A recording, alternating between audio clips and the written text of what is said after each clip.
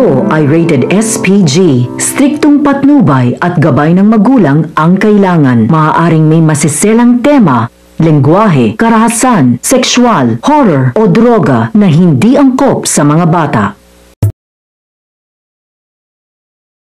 Magbabago na ang ihip ng hangin. Magandang araw at welcome back sa aking channel. Mga kaganapan sa abot kamay na pangarap.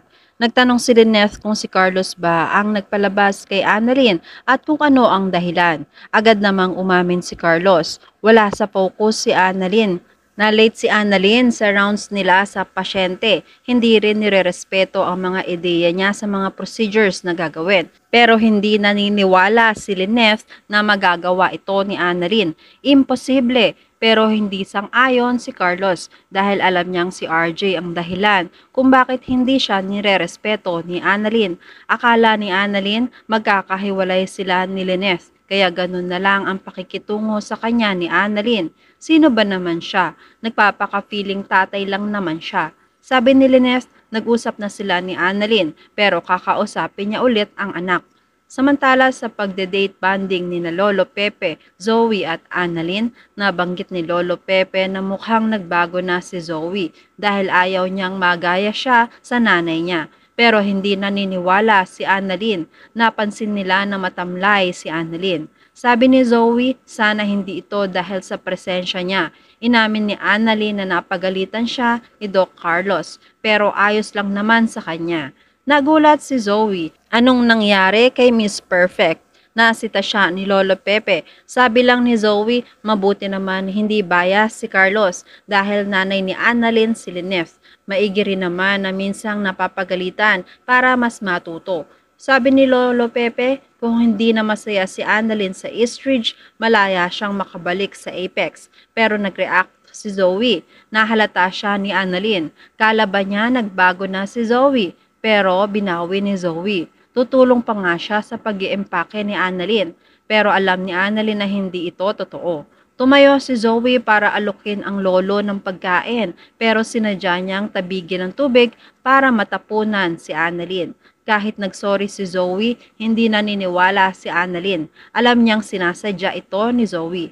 Nagalit si Zoe sa pagbibintang sa kanya na sinasadya niya. Alam ni Annalyn na hindi ito talaga magbabago ang kaawa-awa niyang ugali. Inawat sila ni Lolo Pepe. Paano sila magsasama sa Apex kung palagi silang nagbabangayan? Pinaupo niya ang mga apo at manahimik habang kumakain.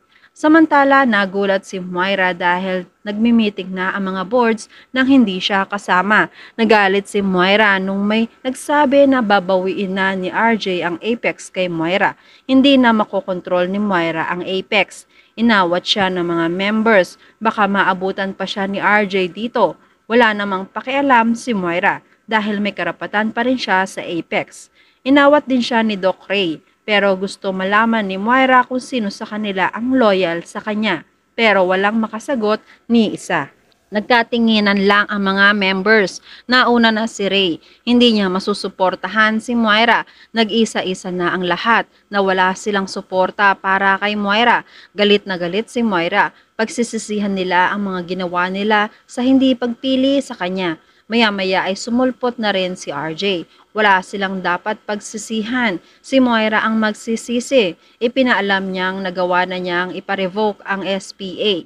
Nakikiusap si Moira pero hindi siya pinakikinggan at wala ng awa si RJ.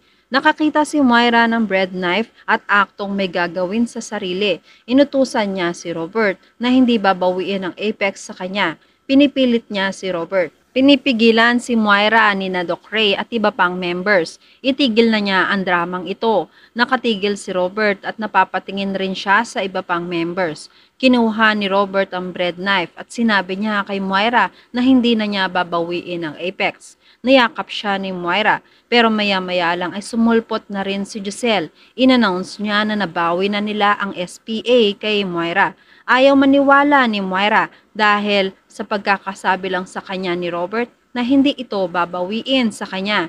Pero hinarap siya ni Robert. Nagsinungaling siya. Time's up na si Moira. Pinalayas naman ni Giselle si Moira at pinakaladkad sa guard. Pero bago umalis si Moira ay nagbanta pa siya.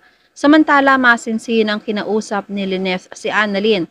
Late na nakauwi si Annalyn at hindi man lang siya nagpaalam. Akala ni Lineth ayaw talaga siyang kausapin ni Annalyn, pero hindi ito naiintindihan ni Annalyn dahil wala naman siyang iniisip na ganun. Napag-usapan ng mag-ina ang tungkol kay Carlos. Nabuo sa isip ni Lineth na binastos ni Annalyn si Carlos, pero hindi ito totoo. Si Carlos pa nga ang sumigaw kay Annalyn. Wala siyang ginagawang mali. Talagang mainit na palagi ang ulo ni Carlos kay Annalyn. Pero kinakampihan ni Lineth si Carlos. Marami nang nagawang mabuti si Carlos sa kanila. Sabi ni Carlos, wala na lang si Annalyn sa focus, kaya nagawa niyang pagalitan si Annalyn. Inutusan ni Lineth na mag-sorry si Annalyn kay Carlos. Ayaw naman ni Annalyn dahil wala siyang ginagawang masama. Si Carlos pa nga ang sumigaw sa kanya, pero pinaalala ni Lineth ang mga utang na loob nila kay Carlos sa pagtanggap sa kanila sa East Ridge. Magiging tatay rin ni Annalyn si Carlos. Ayaw niya na magkaroon sila ng samaan ng loob. Anak ang turing ni Carlos kay Annalyn ang sabi ni Lineth. Maya-maya ay sumulpot si Carlos. Aalis na sana siya pero tumayo si Annalyn para mag-sorry. Parang engot naman nitong si Carlos. Humingi rin siya ng tawad dahil napagtaasan niya ng boses si Annalyn. Umalis na rin agad si Annalyn matapos ang pag-uusap nila. Samantala, masamang loob ni Annalyn. Andyan si Regan para makinig sa kanya. Hindi nakampante si Annalyn kay Doc Carlos. Nagsimula ang engagement party ng nanay niya. Nag-iba na rin ang ugali ni Carlos sa kanya. Palagi siyang sinisigawan at pinapagalitan. Pinapahiya pa sa harap ng maraming tao. Nagmumukha siyang tanga. Iba na ang kutob ni Annalyn at pailalim kung kumilos. Nung una, hindi naniniwala si Regan, pero dahil seryoso si Annalyn, parang naisip niya si Carlos ang version ni Moira sa East Ridge. At sa teaser, makikita natin na may kutob talaga itong si Annalyn at ayaw niya na makipagkasundo ang nanay niya kay Carlos. At makikita rin natin dito na si Moira at Giselle ay patuloy ang pagsisigawan at pagtatalo tungkol sa karapatan nila sa Apex. At yan ang mga pakakaabangan natin sa Abot Kamay na Pangarap. Kung gusto nyo ng mga ganitong klase ng video, please like this video and please subscribe to my channel. At pakihit mo na rin ang notification bell para ma-update ka kung meron tayong mga bagong uploads. Maraming salamat sa inyong panonood. Paalam!